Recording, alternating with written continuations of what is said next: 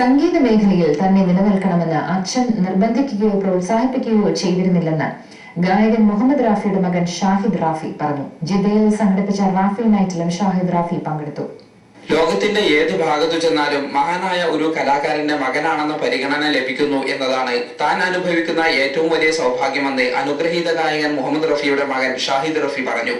പിതാവിനെ പോലെ തന്നെ സംഗീത മേഖലയിൽ തന്നെ മക്കളും തുടരണമെന്ന് മുഹമ്മദ് റഫി നിർബന്ധിക്കുകയോ ഈ മേഖലയിൽ തങ്ങളെ വേണ്ടത്ര പ്രോത്സാഹിപ്പിക്കുകയോ ചെയ്തിരുന്നില്ലെന്ന് ഷാഹിദ് റഫി പറഞ്ഞു.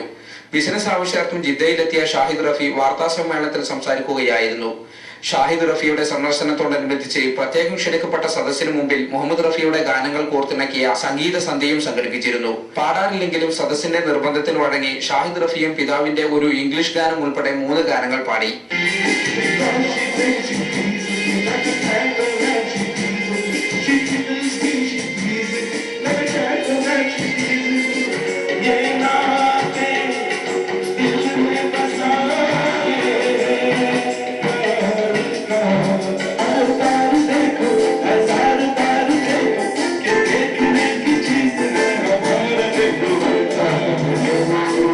ജിദ്ദയിലെ കോൺസുൽ ജനറൽ സയ്യിദ് അഹമ്മദ് ബാബ പരിപാടി ഉദ്ഘാടനം ചെയ്തു.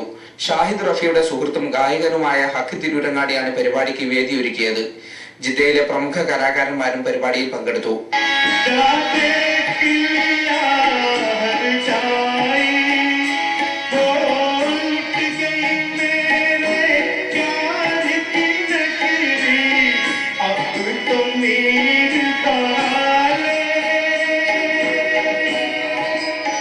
ജിദ്ദയിൽ നിന്നും ജലീൽ കണ്ണമംഗലം, ഏഷ്യാനെറ്റ് ന്യൂസ്.